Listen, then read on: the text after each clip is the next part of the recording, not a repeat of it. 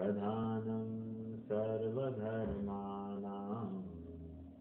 जैनं जयतु शासनं जैनं जयतु शासनं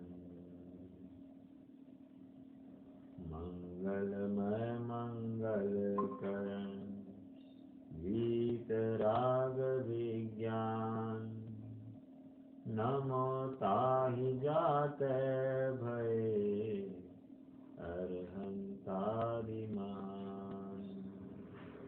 करि मंगल करि हो महा ग्रंथ करण को कार जातर मिल समाधि सब पावन निज पद नाम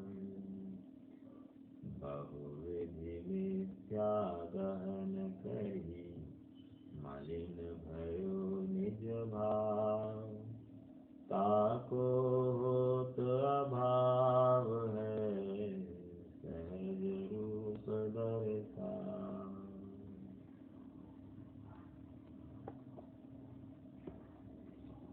विविध मत समीक्षा हम पांचवें अधिकार के माध्यम से कर रहे हैं। पंडित साहब की यह हमारे लिए यूं कहिए एक अद्वितीय देन है। हम कहाँ अन्य मत का अभ्यास करने में सक्षम थे और पढ़ते भी तो उनकी कोई त्रुटियां होगी उसको हम समझने के लिए कहाँ सक्षम थे। हमारा वर्तमान संरक्षण भी उस लायक हो फिर भी हमारी उतनी शक्ति धगज या परीक्षण बुद्धि उस जाति की तो नहीं है और इसलिए हमारे पास ये बना बनाया हुआ रेडीमेड माल आया है और ये मिठाई हम खाने से नहीं चूके क्योंकि यदि हम चूक जाए तो हम निश्चित रूप से अपना घात ही करेंगे। प्रकरण आज नवीन चालू होना है ज्ञान योग मीमांसा। योग मीमांसा आप सबको ज्ञात है कि योग मीमांसा की चर्चा चल रही थी। योग मीमांसा के दो भेद है, एक है भक्ति योग मीमांसा और दूसरी है ज्ञान योग मीमांसा। भक्ति योग मीमांसा के फिर से दो भेद पढ़े हमने, एक निर्गुण भक्ति और दूसरी सगुण भक्ति। निर्गुण भक्ति में वहाँ पर जो नास्तिपरक विशेषण से युक्त परम ब्रह्म का स्वरूप है और वो परम ब्रह्म किस प्रकार उपकारी है आदि सब बातें उस निर्गुण भक्ति का विषय होती है, वो चिंतन की धारा है। और सगुण भक्ति में भगवान के परम ब्रह्म के या उनके अवतारों के विशेषताओं को ध्याकर उनकी महिमा गाना, उनका उठना, उनका बैठना, उनका खाना, उनका पीना, उनकी हर कोई क्रिया, हर कोई एक्टिविटी को लीला बताकर उनकी महिमा गाना, उनमें रति करना, ऐसी जो बातें हैं ये सब सगुण भक्ति का विषय है। साथ साथ अंत में उन्होंने ये भी बताया कि सगुण भक्ति में वे और एक मानते हैं कि वे भोग चढ़ाना मानते हैं और भोग चढ़ाकर उसी भोग को स्वयं प्रसाद के रूप में ले लेते हैं। तो बिना दिए कोई भी वस्तु लेते हैं तो ये युक्त नहीं है, उनकी आज्ञा के बिना लेना योग्य नहीं है। और फिर उनको जो भोग चढ़ाए तो भोग क्यों चढ़ाए? उनको भूख लगी थी या वे क्षुधा तृषा से बहुत पीड़ित थे इसलिए भोग चढ़ाए या और कोई प्रयोजन था? बिना कोई प्रयोजन के तुमने उनको भोग चढ़ाए, ये हमको योग्य दिखाई नहीं देता।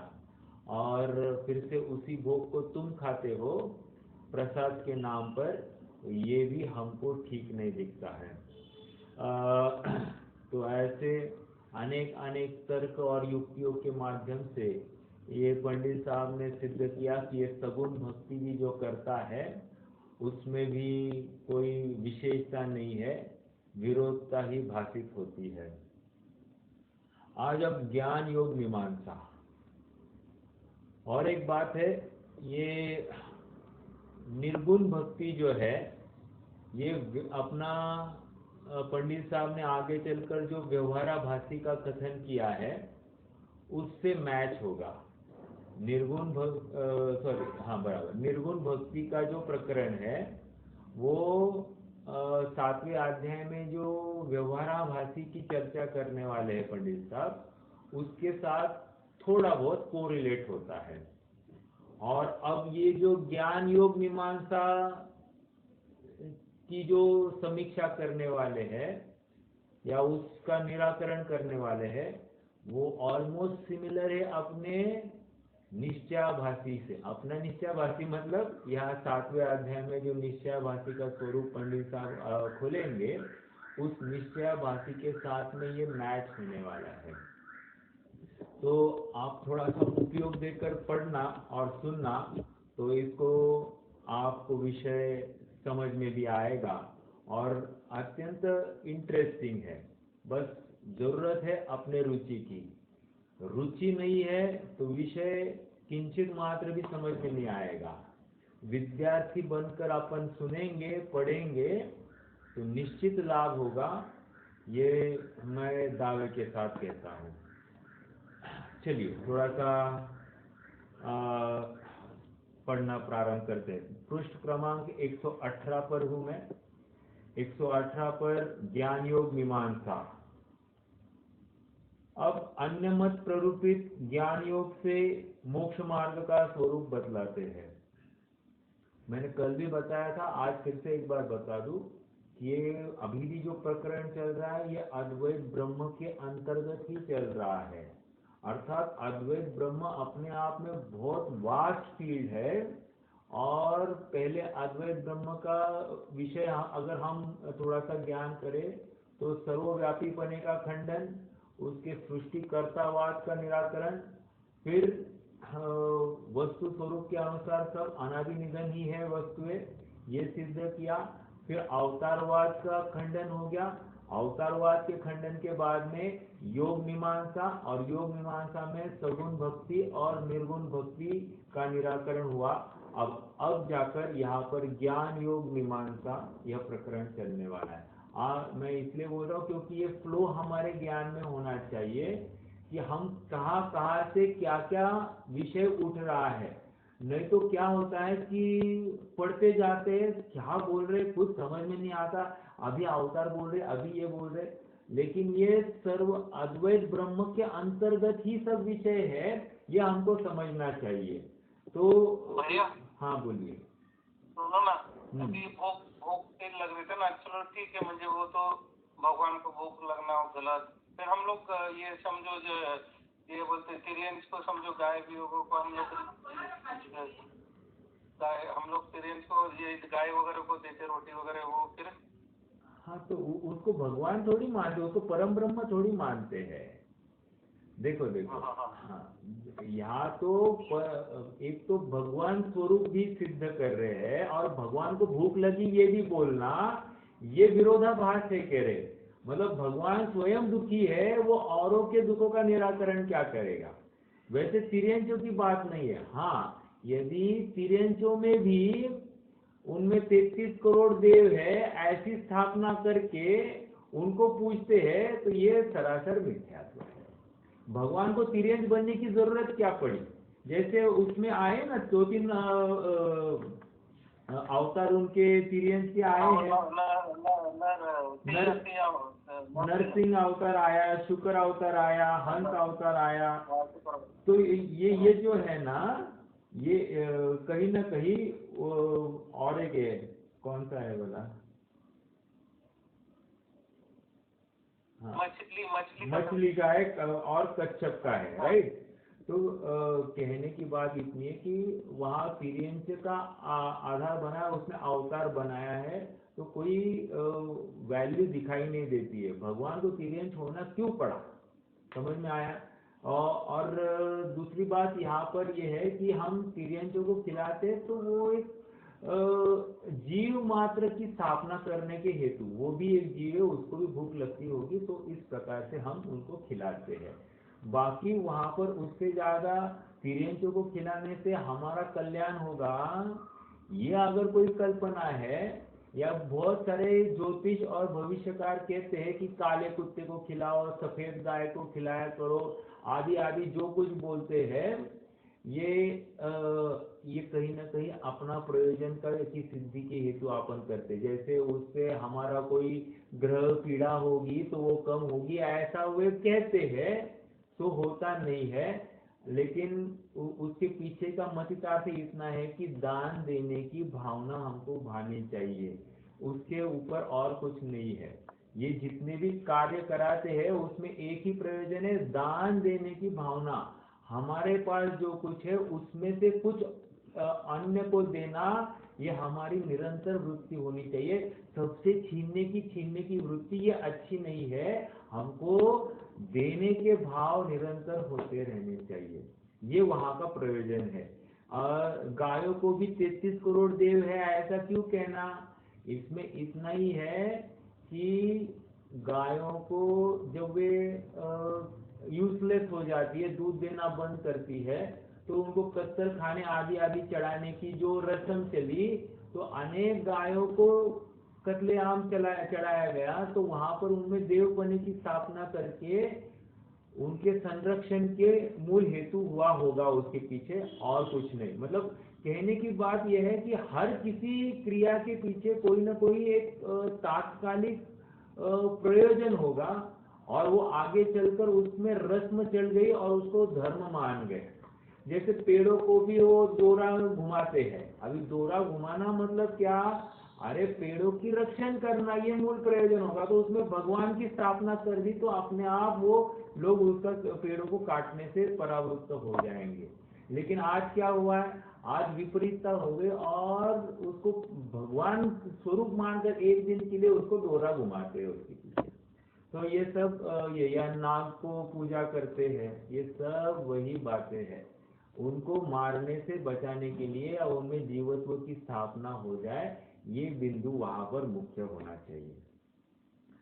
चलिए ज्ञान योग मीमांसा में आ जाते हैं। क्या कह रहे हैं? एक अद्वैत सर्वव्यापी परम ब्रह्म को जानना, उसे ज्ञान कहते हैं।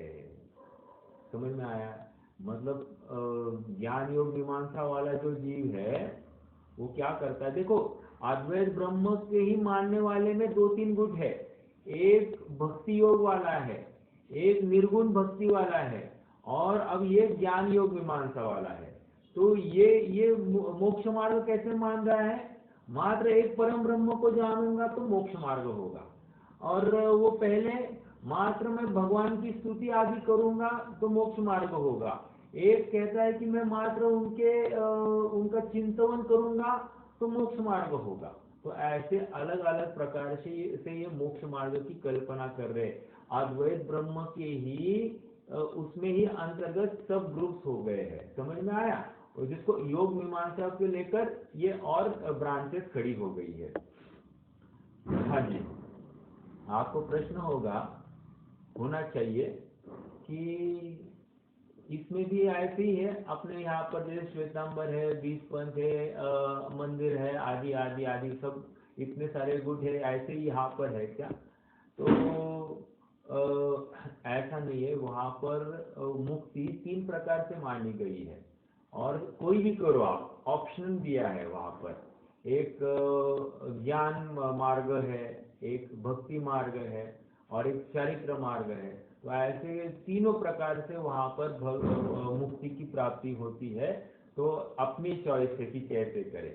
हाँ, वहाँ पर वे ये भी मानते हैं कि ज्ञान मार्ग सबसे कठिन है, वे भी मानते हैं।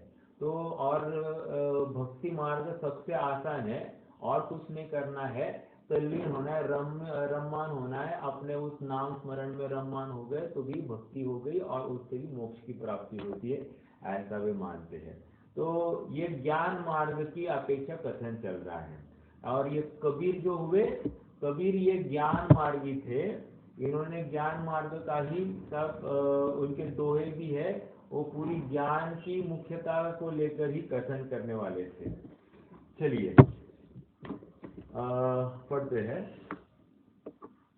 तो उसका मिथ्यापना पहले कहा ही है। क्या सर्वव्यापी परम ब्रह्म ये मिथ्या है, ये ऑलरेडी कहा है, ठीक है।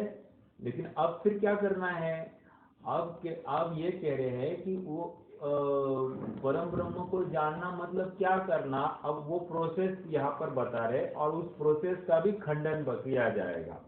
देखो पहला पॉइंट, तथा अपने को सर्वथा शुद्ध ब्रह्म स्वरूप मानना, काम क्रोधादिक व शरीरादिक को भ्रम जानना, उसे ज्ञान कहते हैं। तो यह भ्रम है। एक सूत्र है उनमें, ब्रह्म सत्य जगत मिथ्या।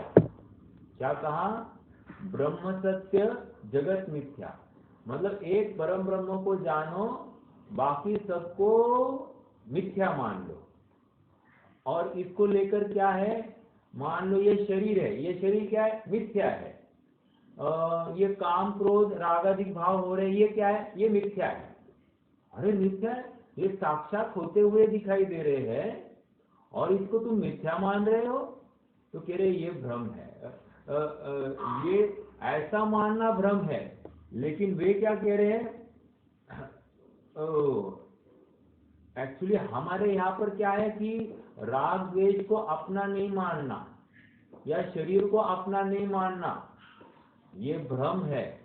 अपने यहाँ पर इसको मिथ्या क्यों कह रहे हैं। देखो दो अपेक्षा चलेगी, मैं थोड़ा सा समझाऊं। एक तो सर्वथा शरीर को अपना नहीं मानना, ये भी मिथ्यात्व है।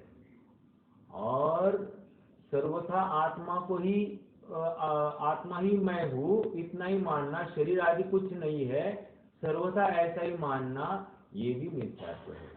कहीं ना कहीं प्रयोजन है, शरीर भी मैं हूँ ऐसा मानना, ये स्वीकृति भी इसलिए जरूरी है क्योंकि संसार इसी जीव का है, अन्य किसी जीव का नहीं। ये स्वीकार करना बहुत जरूरी है, इसलिए शरीर अपना है ये मानना जरूरी है। या ये काम क्रोध आदि भाव जो मुझ में हो रहे हैं ये मेरे हैं, ये भी स्वीकृत है। नहीं तो कोई कहे काम क्रोध आदि ये तत्समय की योग्यता थी, मैंने नहीं किए, ये तो ऐसी योग्यता थी होनार थी, तो ऐसे विकार हो गया, नहीं तो मेरी तो मैं तो करता ही नहीं विकार। ऐसा कहकर कोई एकदम निश्चिंत रहना चाहता हो तो वो भी झूठ है। इसलिए यहाँ पर वो बात चल रही है। हालांकि ये परम ब्रह्म है, परम ब्रह्म की मान्यता भी क्या कह रहा है, बस एकमात्र परम ब्रह्म को जानो, ये शरीर आदि और काम क्रोध आदि इनको अपना मानना ये भ्रम है, ऐसा वो सर्वथा ठहराता है। तो ये एकांतवाद हो गया।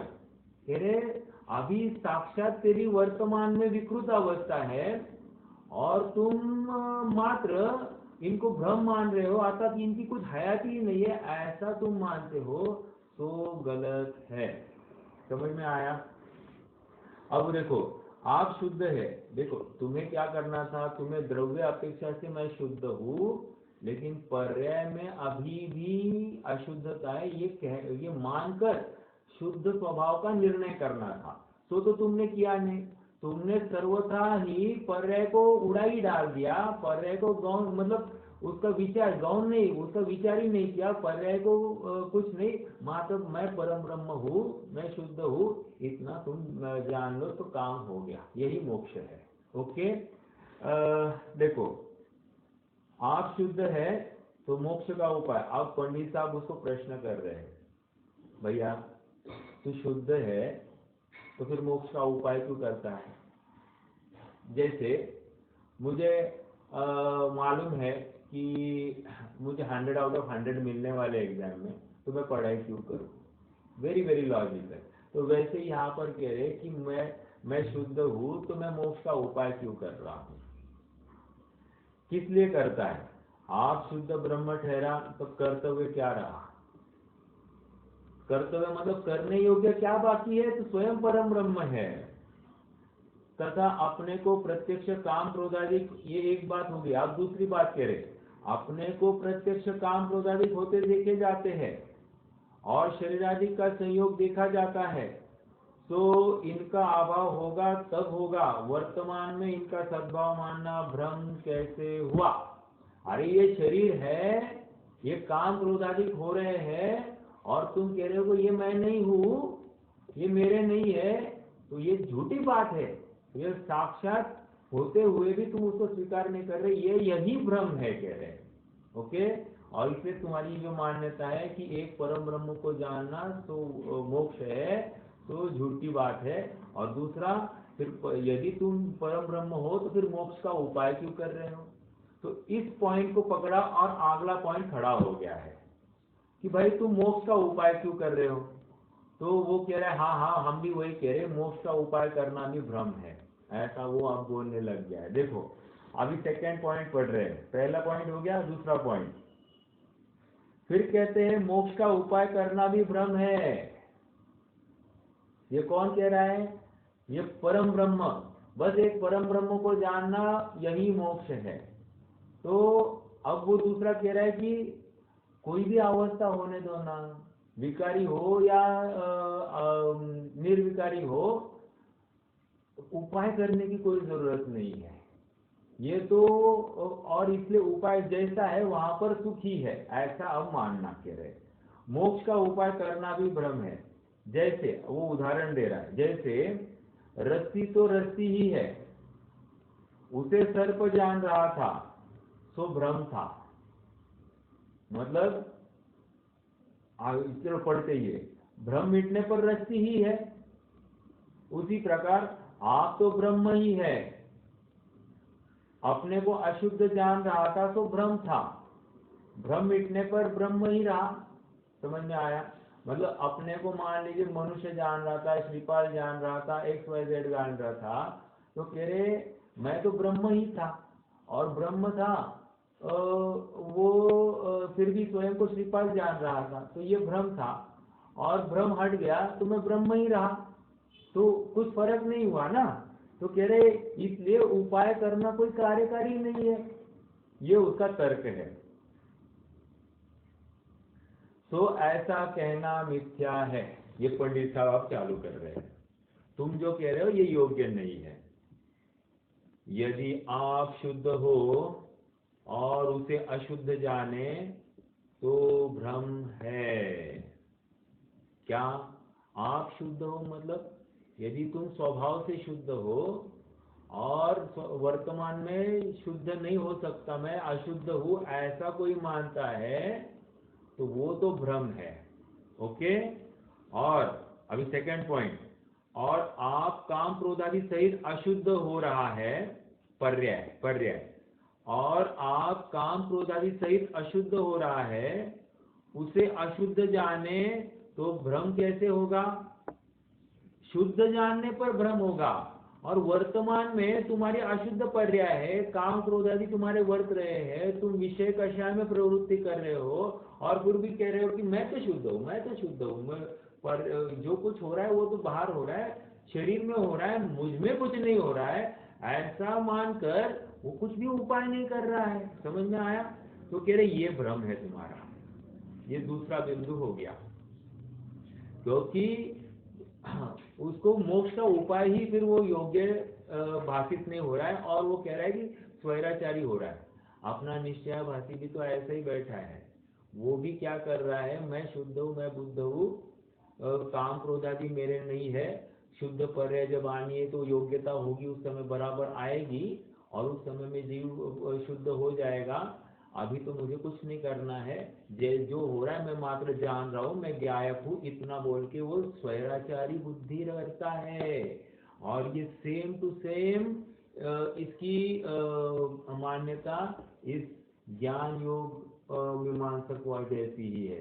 मतलब अपना जो निश्चयाभासी और ये ज्ञान योग मीमांसक ये सेम मान्यता वाले हैं। फिर फर्क क्या है दोनों में? फर्क इतना ही है कि वो स्वैराचारी जो हुआ है निश्चयाभासी, ये जैन शास्त्रों को पढ़कर हुआ है। ओके, उसने एकांत कर लिया है वहां पर और अल्प अंश लेकर वो वैसे ही प्रवृत्त हो गया है, आचरण को कुछ गिनता ही नहीं है। और आचरण करना मतलब कर्म बंध मानता है।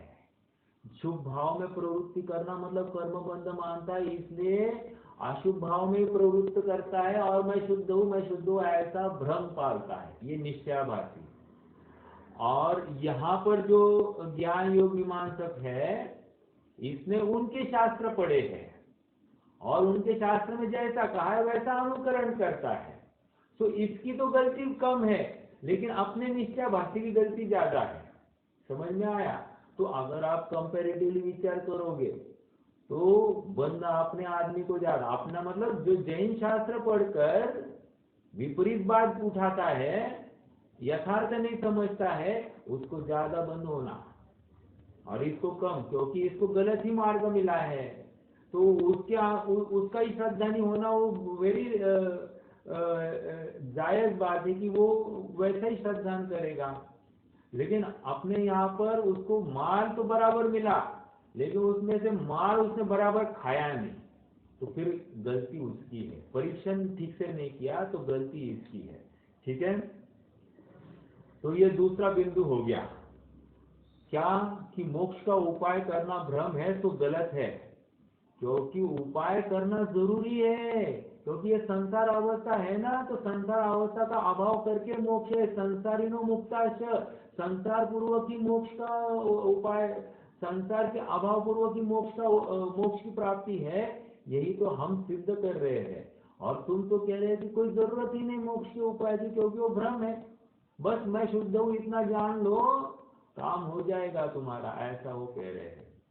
देखो, हम भी कहते हैं मैं शुद्ध हूँ इतना जान लो, काम हो जाएगा, लेकिन हम जो शुद्ध हूँ ऐसा कहते हैं वर्तमान में हमारी लब्धि में। मान लो आत्मा शुद्धोपयोग के लिए सामयिक काल में बैठा है और पर्याय स्वयं को मैं शुद्ध हूँ मैं बुद्ध हूँ ऐसे विकल्प कर रही है। तो जो विकल्प कर रही है और अपने आत्मा को ध्या रही है, द्रव्य को ध्या रही है, तो जब वो ध्या रही है उपयोग में आत्मा है, ओके, लब्धि में अभी भी अपूर्णता है, मेरी पर्याय अभी भी पूर्ण नहीं है, ये पूरी स्वीकृति है। और इस प्रकार से ध्याये तो काम होगा। लेकिन मात्र मैं शुद्ध हूँ इतना कहकर अपनी भी पर्याय मात्र अपने आत्मा को ध्याये और वर्तमान की अशुद्धता को नहीं गिने, तो फिर वो काम नहीं होगा। समझ में आ रहा है क्या?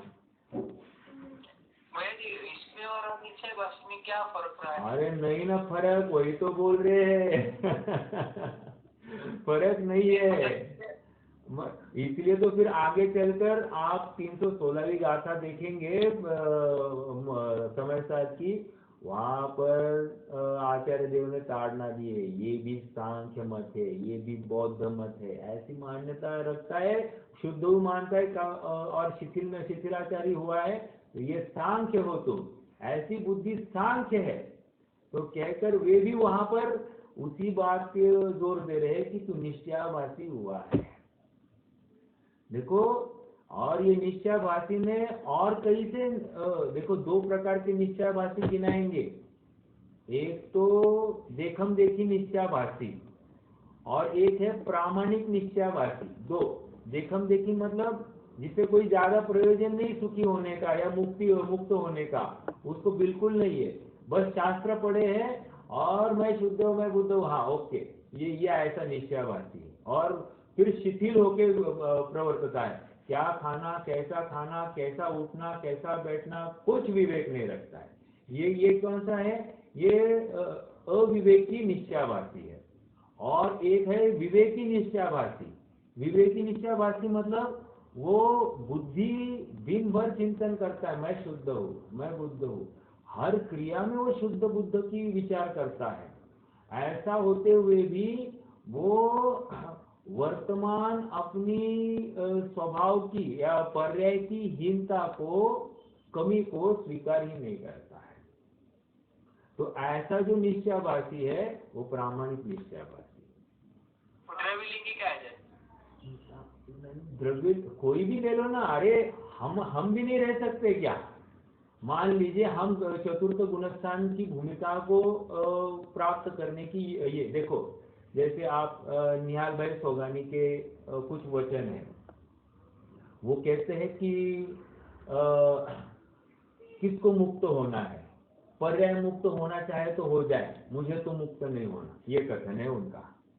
अब देखो इसमें लगाओ, मुझे मुक्त नहीं होना, मुझे मुक्त नहीं होना तो किसको मुक्त होना, समझ में आ रहा है क्या?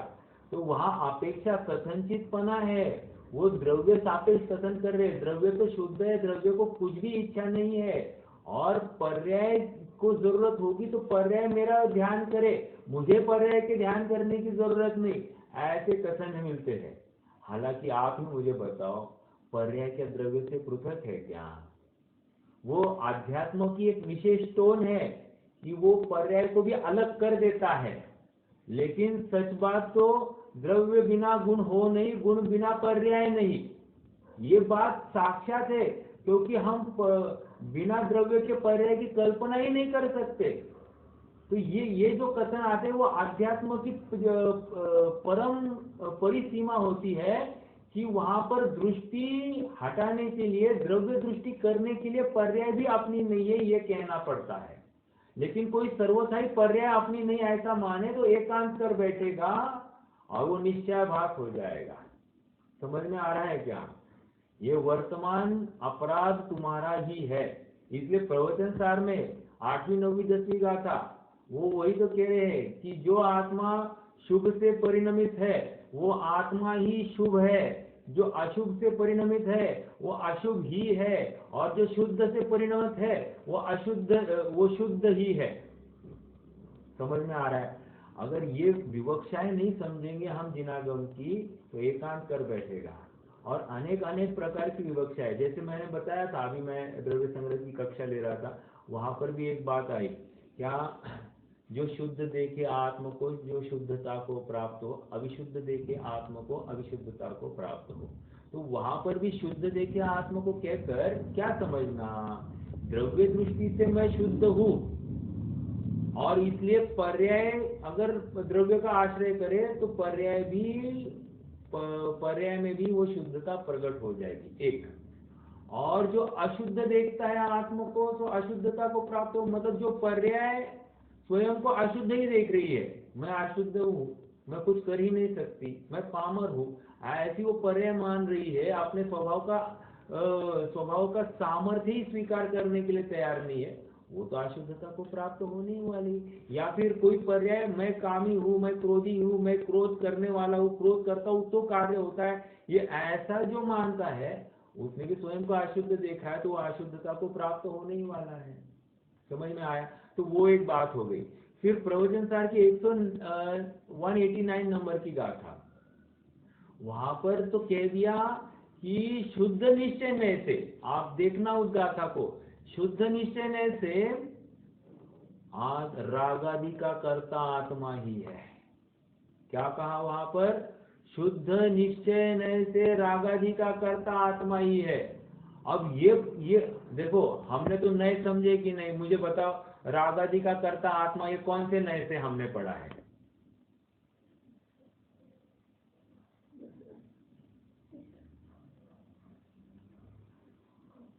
क्रोधी आत्मा, हाँ समझा नहीं, क्या बोले? क्रोधादि का कर्ता आत्मा ही है, ये कौन से नए का कथन है?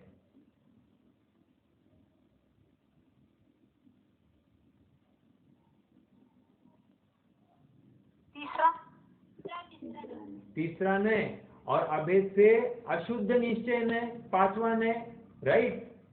अब यहाँ पर 189 आप सब देखना, 189 प्रवचन सार की गाथा, वहां पर कह रहे हैं कि जो आत्मा के क्रोधादि भाव है ये शुद्ध निश्चय से कहे गए हैं। कुंद स्वामी लिख रहे हैं। अब इसका क्या अर्थ निकालेंगे आप?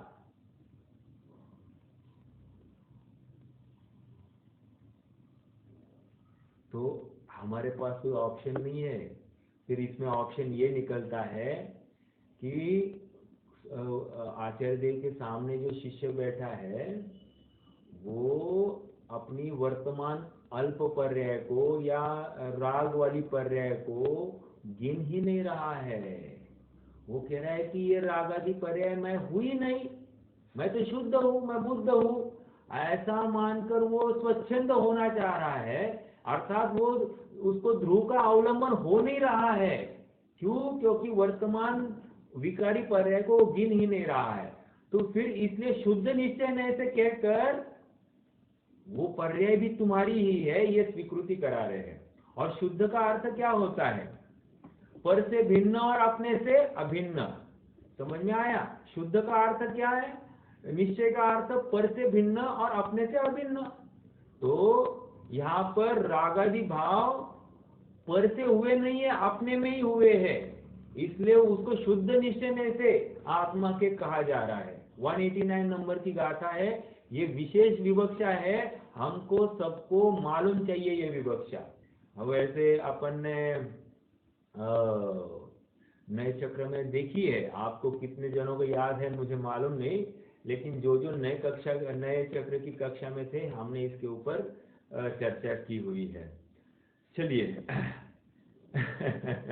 मैं समझता हूँ वो तो ज्ञान से ओझल हो गई है, लेकिन फिर भी आप नए चक्र में भी पढ़ सकते, वहां पर उद्धृत की है, और नहीं तो आप 189 नंबर की प्रवचन सार की गाथा देख सकते हैं। चलिए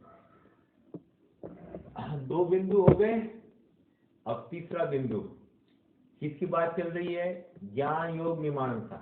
ज्ञान योग मीमांसा किसका है? अद्वैत ब्रह्म। अद्वैत ब्रह्म का ही एक पक्ष है जो मोक्ष की कल्पना, मैं शुद्ध हूँ ऐसा जानकर, या मैं ज्ञान स्वभावी हूँ इतना मानकर वो मोक्ष हो गया ऐसा मानता है। ठीक है? तो और फिर ये सिद्ध करता है कि बाकी जिसको पर को जानना ये सब मिथ्या है, भ्रम है। ओके, जैसे और बताऊं आपको, पराया ज्ञान वह पर की, क्या है वो? अहो चित परमा करता नाय। नहीं, पराया ज्ञान वहां पर किया, क्या है उसका? वो कौन कह सकता है? पराया ज्ञान वहां पर किए। तो पराया ज्ञान जो है, पर को जानने वाला वो पर ही है, ऐसा हम अपने यहाँ पर भी कथन आता है। लेकिन वो कथन इतना ही समझना कि सर्वथा पर को जानना ये पर नहीं है। फॉर एग्जाम्पल, जो मन पर्याय ज्ञानी है वे पर को जान रहे हैं कि नहीं जान रहे? पर के मन का जानते हैं कि नहीं?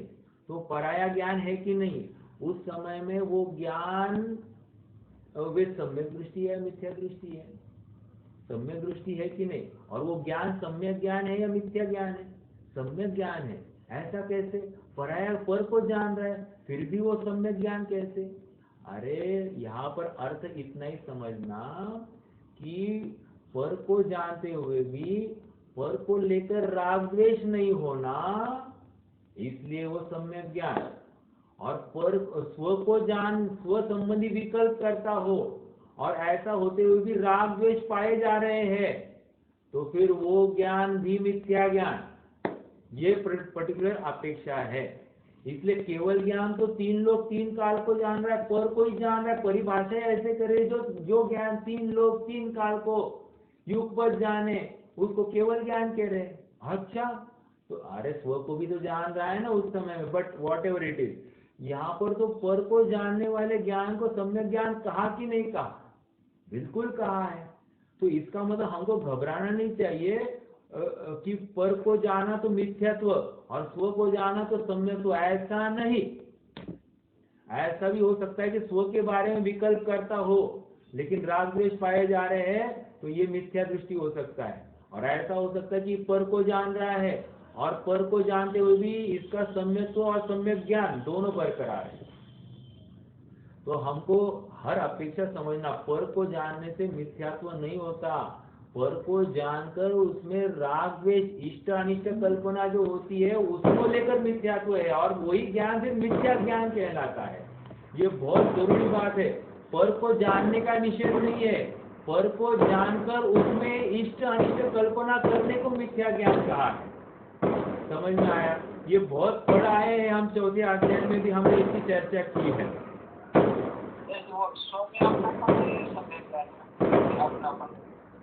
एक मिनट, फिर से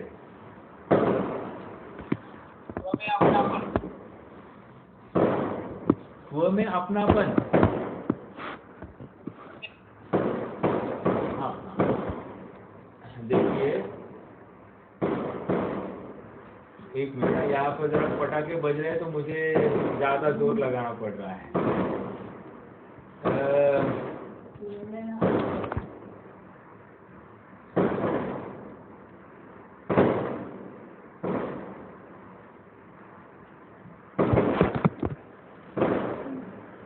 हाँ जी, देखो स्व को जानने में मिथ्यात्व ऐसा नहीं कह रहा हूं मैं, स्व संबंधी विकल्प कर रहा हूं, मैं शुद्ध हूं, मैं बुद्ध हूं, और पर ज्ञान का ज्ञेय बन गया तो उसको लेकर नहीं, इसको नहीं जानना, इसको नहीं जानना, ऐसा अगर कर दिया तो आकुलता है। देखो फॉर एग्जाम्पल मैं सामयिक में बैठा हूँ, है ना, और सामयिक में बैठा हूँ और मुझे सहज विकल्प आ जाए, रोहित भैया मेरे ज्ञान का ज्ञेय हो गए, और रोहित भैया के बारे में कुछ एक अटपटी कल्पना हो गई, तो अब पर को जाना कि नहीं जाना? तो उस समय में मैं फटाफट से हुए यार, रोहित कहाँ मेरे ज्ञान का ज्ञेय बन गया, मुझे तो आत्मा को जानना था, रोहित कहाँ ज्ञान का ज्ञेय बन गया। ठीक है, तो पर जानने में आया, इसको लेकर मुझे आकुलता हो गई। ये आकुलता अपने आप में मिथ्यात्व है, मुझे तो स्व को ही जानना चाहिए था। ऐसी बात गलत है। रोहित को जानते हुए भी मैं सम्यक को प्रकट कर सकता हूँ। कैसे? रोहित पर है, रोहित में अपनत्व की कोई बात नहीं है, मुझ में है ही नहीं, इसको लेकर मुझे सुख दुख है नहीं, ऐसा निर्णय करता हुआ जो ज्ञान, और जैसा श्रद्धान ये पर है, ऐसा श्रद्धान उसमें अपनत्व नहीं करता हुआ बात हो गया, ये सम्यक ज्ञान और सम्यक दर्शन। समझ में आ रहा है क्या? तो इसलिए पर को जानना मिथ्यात्व ऐसा नहीं, और स्व को हमेशा स्व के बारे में विकल्प करना मतलब सम्यक पर, ऐसी भी बात नहीं है। समझ में आया? स्व के बारे में निरंतर विकल्प करना मतलब सम्यक्त्व है, ऐसी बात नहीं है। ये बहुत विचारणीय बिंदु है। और आज ये पक्ष हो गया कि ध्यान करना ध्यान करना ध्यान करना, और ध्यान में बैठता है और पद जानने में आया तो घबरा जाता है, और ये क्यों चिंतन आया, ये क्यों चिंतन आया, ये ऐसा विकल्प क्यों आया मुझे। ऐसा नहीं, उसको जानकर ये पर है इतना ही निर्णय करना था। ज्ञान दर्पण में झलका, दर्पण के सामने जो चीज आई उसको झलकाया, झलकने के बाद में उस संबंधी कोई राग द्वेष नहीं करना, ये मुख्य बात थी। ओके, और वो कब होगा? जब अपने स्वरूप की महिमा विशेष होगी तब। स्वरूप की महिमा ही नहीं होगी तो ये संयोगों को हटाने जुटाने का ही यत्न करेगा। इसको जुड़ाओ और उसको हटाओ, और हटाना जुटाना मतलब इष्ट अनिष्ट हुए बिना ऐसा होता ही नहीं है। समझ में आ रहा है क्या? चलिए, तो ये हमने दूसरे बिंदु के ऊपर चर्चा की कि मोक्ष का उपाय करना जरूरी है। मोक्ष का उपाय करना ये भ्रम नहीं है, वो सच्चा है, क्योंकि संवर निर्जरा ये अपनी है, अपनी पर्याय है, और जीव ने साक्षात वहां पर से दृष्टि हटाकर स्व में दृष्टि की है, स्व में अपनत्व किया है। भले वो पर जानने में आया, लेकिन पर को पर रूप से जाना और पर रूप माना तो कोई प्रॉब्लम नहीं है, और इसी को लेकर वो एक देश शुद्ध पर्याय वहां पर प्रकट हो गई है। नहीं तो फिर मोक्ष मार्ग इनके फिर पोथन किस काम के? देखो, अगर मोक्ष ये भ्रम है तो उन्होंने इतना सब थियरी लिख कर रखी है अद्वैत ब्रह्म वालों ने, क्यों लिखी फिर आपने? अगर मोक्ष का उपाय करना ही भ्रम है तो फिर लिखना ही नहीं था ना। लिखा है तो कहीं ना कहीं तुम भी मानते हो कि वर्तमान का विकार ये सुख का कारण नहीं है, ये विकृति है, संसार परिभ्रमण का कारण है। वेरी नेचुरल, ये लिखा है, यही परिचायक है। आइए अब आगे बढ़ते हैं। तीसरा बिंदु। अब पहला बिंदु क्या था? काम क्रोध आदि का अपने नहीं है, अच्छा अच्छा, और एक बोलना है, पहले बिंदु में मुझे और थोड़ा सा आपका ध्यान आकर्षित करना है। काम क्रोधाधिक और शरीराधिक ये दो बातें हैं, इनको अपने यहाँ पर क्या कहेंगे, कर्मों की अपेक्षा क्या कहेंगे? काम क्रोधाधिक मतलब क्या कहेंगे अपन?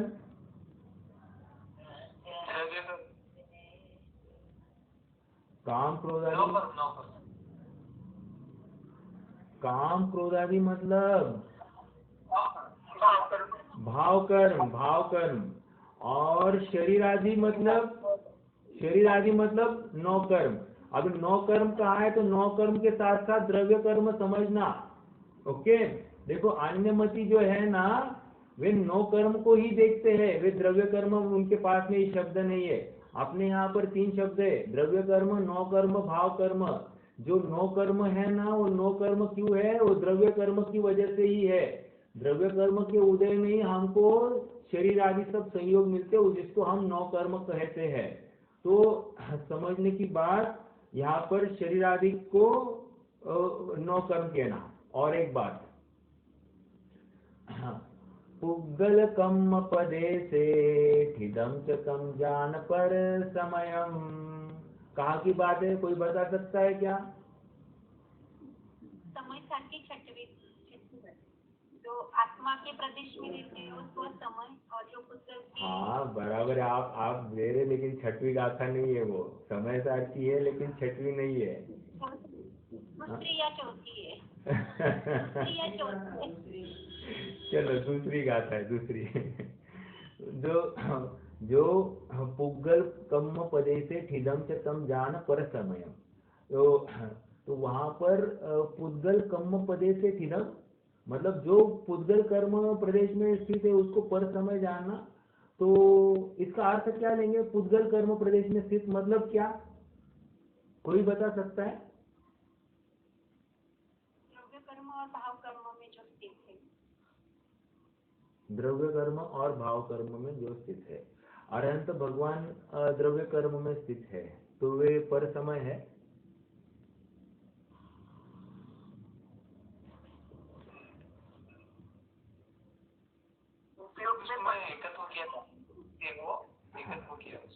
तो वहां पर समय का अर्थ द्रव्य कर्म और नौ कर्म इतना लिया है, बिल्कुल लिया है उन्होंने, वहां पर द्रव्य कर्म और नौ कर्म लिया है। तो ये बात और उसके साथ साथ भाव कर्म है, पुद्गल कम पदे से स्थितम, और भाव कर्म को भी स्वीकार करना है। तो वो पर समय है, अर्थात जिसको जो पर में एकत्व ममत्व करता हुआ दिखाई दे रहा है उसको पर समय कह रहे हैं। वहां पर तीन अपेक्षाएं लगाई है, आपको देखना चाहिए। एक तो मिथ्या दृष्टि को पर समय कह दिया, और किसी अपेक्षा से जो चौथे से 12वें गुणस्थान में जितने समय के लिए वो बाहर है उसको भी वे पर समय कह रहे हैं। ठीक है, कोई बात नहीं। मुझे तो ये कहना था, क्रोधाधिक, काम क्रोधाधिक मतलब भाव कर्म, अपने यहाँ पर भाव कर्म लेना, और शरीराधिक मतलब अपने द्रव्य कर्म और नौ कर्म लेना। इतनी मुझे इस बिंदु पर आपका ध्यान आकर्षित करना था। ओके, थोड़ा सा आगे बढ़ते हैं। आप सबके पास जिनवानी है क्या?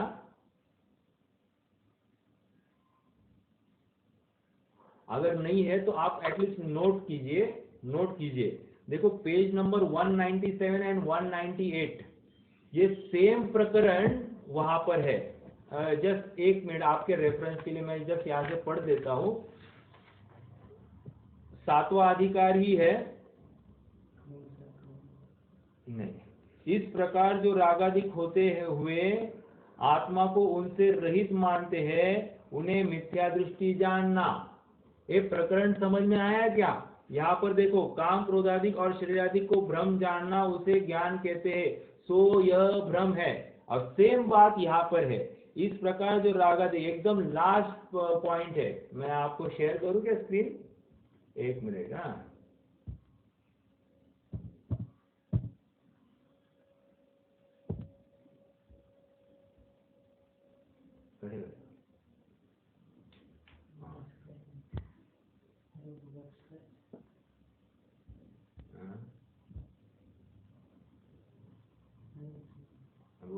पड़ेगा, चांस बहुत है। 178 ना, 178 + 30 करना पड़ेगा। 44 44 क्या? 2 2 2 2 2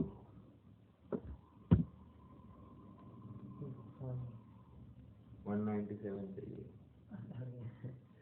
197 241 एक मिनट ना। हाँ, ये देखिए मैं स्क्रीन शेयर कर रहा हूँ, एक मिनट ना।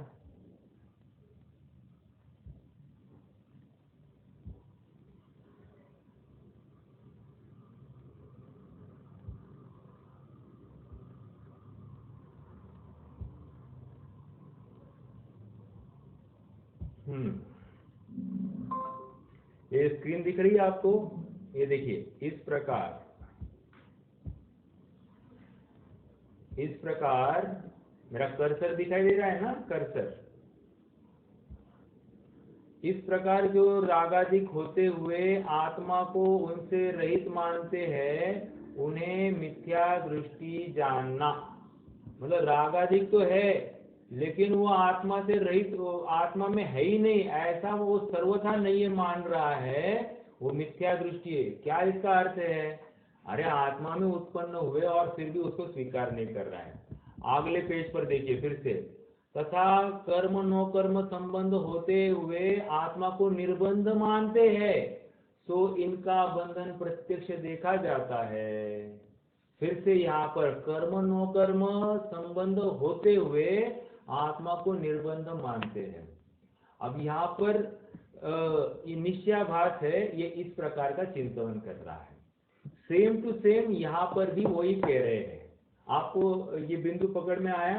तो आप आपके पास नोटबुक होगी तो ये अंडरलाइन करके यहाँ पर लिखना सेम प्रकरण पेज नंबर 118, और 118 पर लिखना सेम प्रकरण पेज नंबर 197 198। तो आपको जब भी पढ़ोगे तो आपको कोरिलेशन इसमें सिद्ध होगा। ओके, चलिए आगे बढ़ते हैं।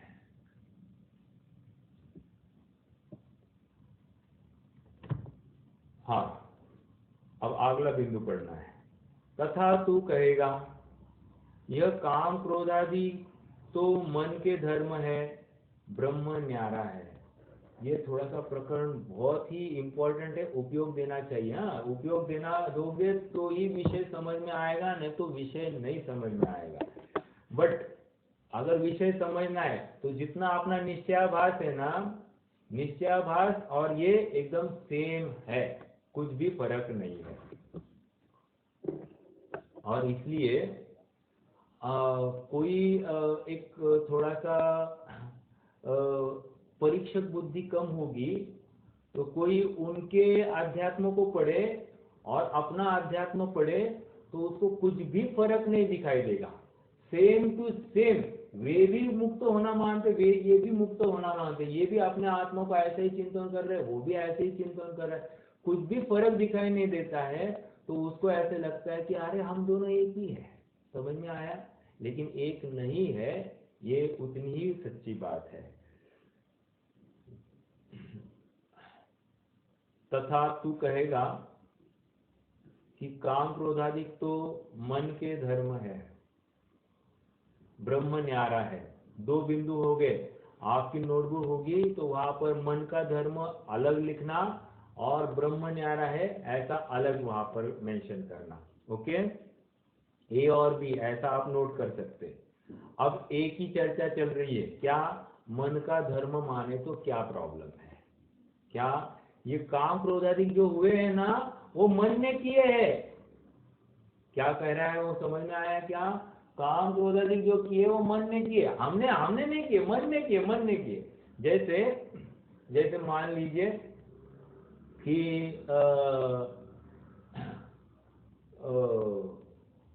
कैसे करें, अभी हम स्कूल में मान लीजिए स्कूल में कोई बच्चे है, 8 क्लास होगा, 8 क्लास एग्जाम्पल। तो 8 क्लास का बच्चा है और एक बच्चा जाकर बहुत शरारत करे। ओके, और प्रिंसिपल आ जाए दौड़ता दौड़ता और बोले कि तुम 8th क्लास के बच्चे बहुत खराब हो। वो तो कोई कहे हमने नहीं किया, उसने किया, उसने किया। उसने मतलब वो भी 8th क्लास का ही लड़का है ना। तो भले ही आप एज ए यूनिट बोल रहे हैं, लेकिन वो तुम्हारा ही अंग है कि नहीं। एग्जाम्पल एक देश समझना, ओके, तो वो सर्वथा तुमसे भिन्न नहीं ना, वो भी 8th क्लास का ही है ना। तो हम कह रहे, तो वैसे ही यहाँ पर कह रहे हैं कि ये काम क्रोधाधिक जो किए है ना वो मन ने किए है, हमको मत पकड़ो। और ब्रह्म ने भी नहीं किए क्योंकि ब्रह्म भी न्यारा है। ऐसी 2 पॉइंट कह रहे हैं वो। समझ में आया? अब आइए थोड़ा सा पढ़ते हैं। अब पहला बिंदु उठा रहे, मन का धर्म अगर नहीं मानता है तो हम ये पंडित साहब यहाँ पर सिद्ध करेंगे कि मन के माध्यम से ही जानना होता है, इसलिए जानने के बाद में काम क्रोधाधिक होते हैं, इसलिए ये मन जनित ही है, अन्य कुछ नहीं है। और इसलिए ये तुम्हारा ही अपराध है, ऐसा स्वीकार कराएंगे। देखो पहला बिंदु मन के द्वारा की चर्चा है, लगभग 6 लाइन्स 5-6 लाइन्स ये पूरा मन जनित की बात करने वाले हैं। तो तुझसे पूछते हैं मन तेरा स्वरूप है या नहीं? मन तेरी ही पार्ट है या तेरे से कुछ अलग कोई चीज है? जैसे 8th क्लास का लड़का है, वो 8 का ही है या 8 से कुछ अलग है? तो कहले 8 ही है ना। हाँ भाई है, ठीक है। यदि है तो काम क्रोधाधिक भी तेरे ही हुए। समझ में आया? तो काम मन अगर तुम्हारा है तो काम क्रोधाधिक भी तुम्हारे ही है। और नहीं है, अगर तू कहता है नहीं काम क्रोधाधिक मेरे नहीं, फिर कुछ भी कहो काम क्रोधाधिक मेरे नहीं, तो उसको नेक्स्ट क्वेश्चन कर रहे हैं। तो तू ज्ञान स्वभाव है या जड़ है? तो तू ज्ञान स्वभाव है या जड़ है? तो कह रहे यदि ज्ञान स्वभाव है, यदि ज्ञान स्वरूप है, तो तेरा ज्ञान मन व इंद्रिय के द्वारा होता दिखाई देता है। क्या कह रहे हैं? ये छद्मस्तों के ज्ञान की बात चल रही है, केवल ज्ञानी की बात नहीं चल रही है। छद्मस्तों का ज्ञान कैसे होता है? तद इंद्रियान इंद्रिया निमित्तम। वह ज्ञान जो मतिश्रुत ज्ञान है वो मन और इंद्रिया और मन के निमित्त से प्रवृत्त होता है। समझ में आया?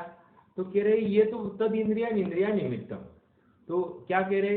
यदि ज्ञान स्वरूप है तो तेरे तो ज्ञान मन व इंद्रिय द्वारा ही होता दिखाई देता है। ये सिद्ध कर रहे कि ज्ञान तेरे इंद्रिय मन के माध्यम से हो रहा है और मन भी तेरी ही है। इनके बिना कोई ज्ञान बदलाए तो उसे तेरा अलग स्वरूप माने तो भाषित नहीं होता। तथा मन ज्ञाने धातु से मन शब्द उत्पन्न होता है, तो मन तो ज्ञान स्वरूप है, तो यह ज्ञान किसका है उसे बदला। देखो मन यह शब्द मन ज्ञाने इस धातु से उत्पन्न हुआ है। और मन ज्ञाने मतलब क्या? मन ज्ञाने मतलब जो ज्ञान स्वरूप है उसको मन कहते हैं। मामा जी आपका स्पीकर चालू है। मामा जी आपका स्पीकर चालू है, जरा उसको ऑफ कीजिए ना। हाँ जी, थैंक यू। तो क्या कह रहे हैं? नहीं हुआ आवाज कम होगी, मुझे लगा बंद हो गया। तथा मन ज्ञाने धातु से मन शब्द उत्पन्न होता है, तो मन तो ज्ञान स्वरूप है, तो यह ज्ञान किसका है उसे बतला, परंतु अलग कोई भाषित नहीं होता। और यदि तू जड़ कहेगा तो ज्ञान बिना अपना स्वरूप का विचार कैसे करेगा? कह रहे 2 तर्क किया था ना, तुम्हारा मन ज्ञान स्वरूप है या जड़ है। यदि ज्ञान स्वरूप है तो इंद्रिया और मन के द्वारा तो तू जानता है, तो इसमें इंद्रिया और मन के द्वारा जानता है, तो मन इसमें कार्यकारी हुआ कि नहीं हुआ? हाँ, कार्यकारी हुआ। कार्यकारी हुआ तो राग द्वेष आदि मन के द्वारा ही हुए हैं, ये सिद्ध होती है बात। और यदि तू अपने अपने ज्ञान स्वभाव नहीं, और यदि तू उसे जड़ मानता है तो कह रहे यदि वो जड़ मानता है तो ज्ञान बिना अपना स्वरूप का विचार कैसे करेगा? मैं शुद्ध हूँ ऐसा जानेगा कैसे? कह रहे मन चाहिए, और मन को तुमने जड़ मान लिया, तो मन को जड़ जान लिया तो कैसे ये करोगे? मेरा प्रश्न है यहाँ पर, ये मन जो है ये कौन से मन की बात कर रहे हैं, द्रव्य मन या भाव मन?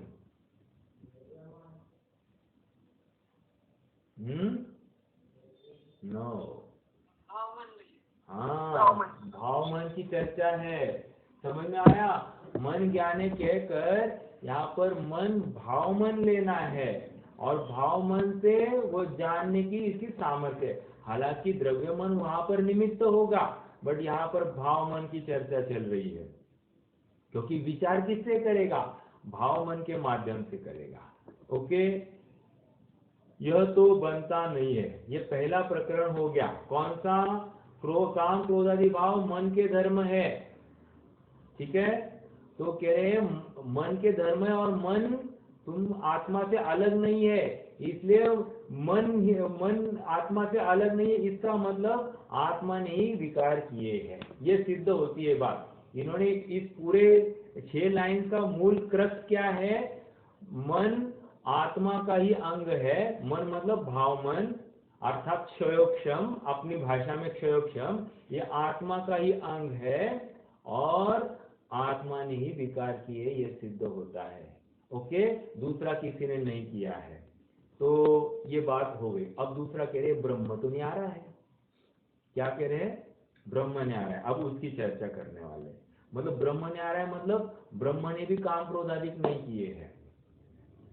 ये जो तीसरा पॉइंट है ना, तीसरा पॉइंट वो पहला और दूसरा, ये दोनों पॉइंट का क्लब करके वो खड़ा हुआ है।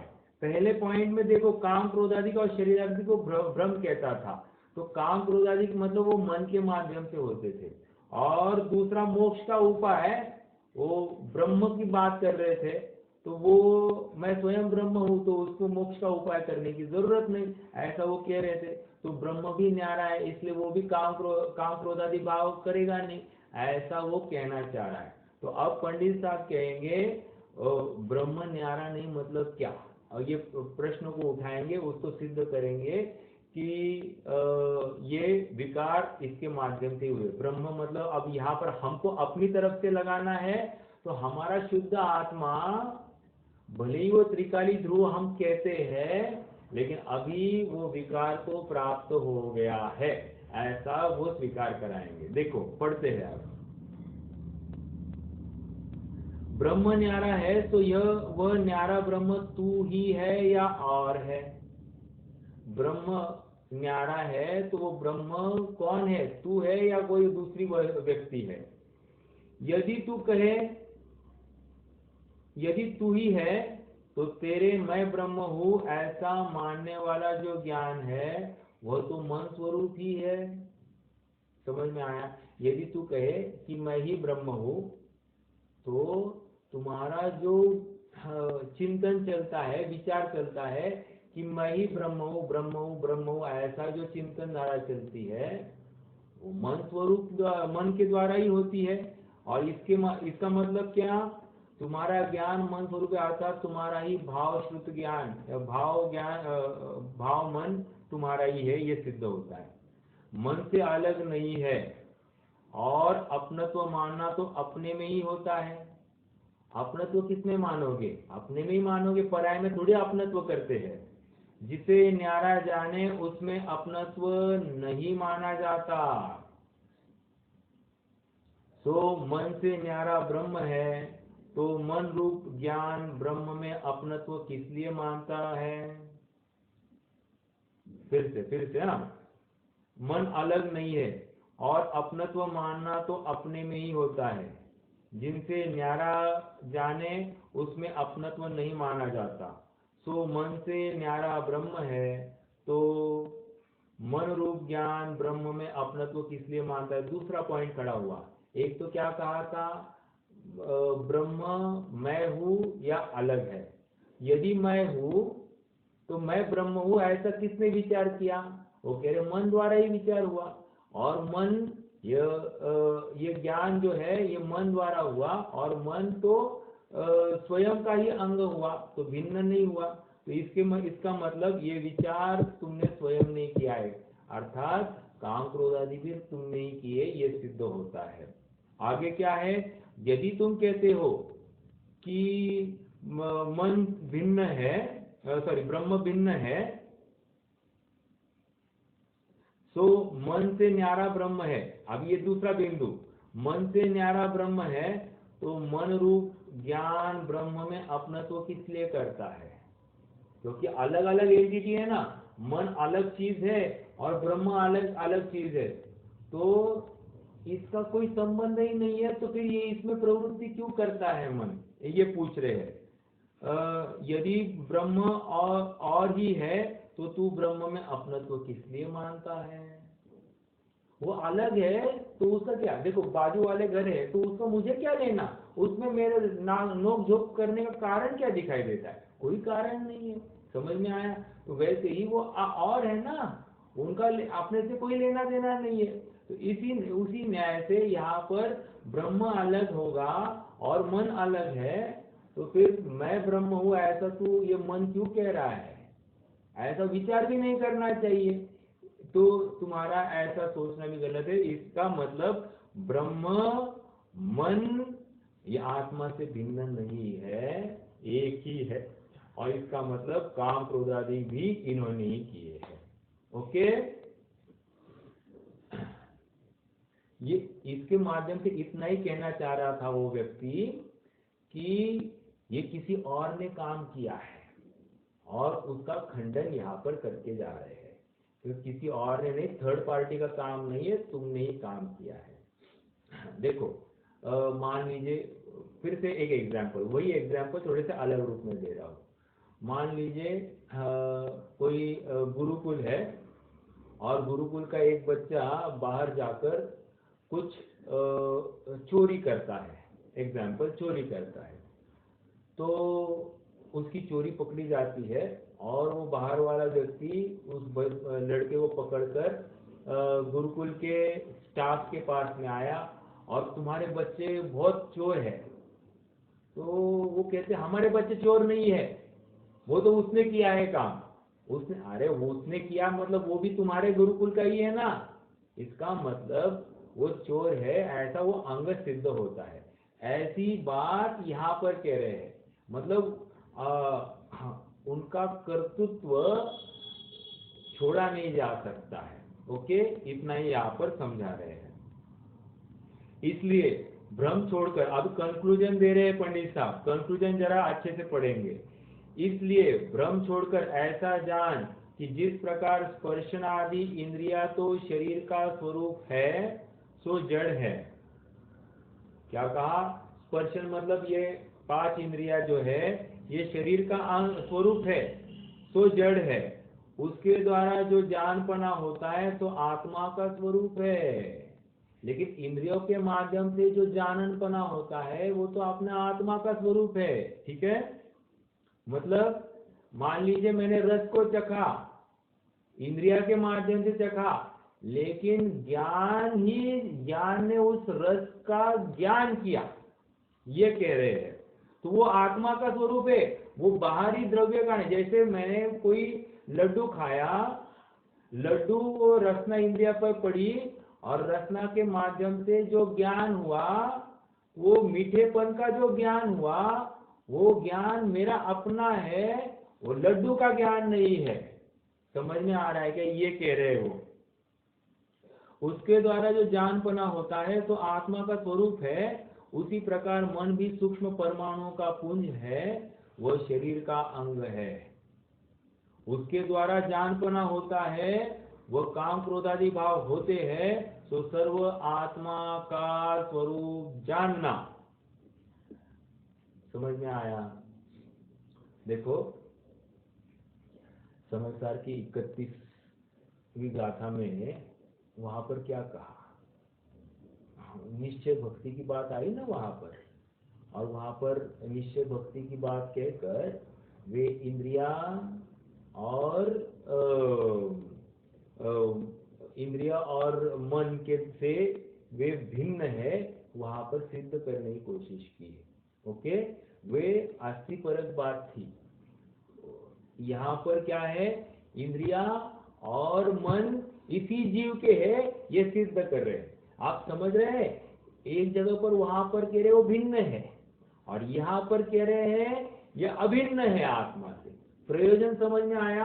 अभिन्न क्यों कह रहे हैं? क्योंकि ये स्वैराचार बुद्धि कर रहा है। और वे भिन्न क्यों कह रहे हैं? क्योंकि वो निश्चय पर दृष्टि करानी है।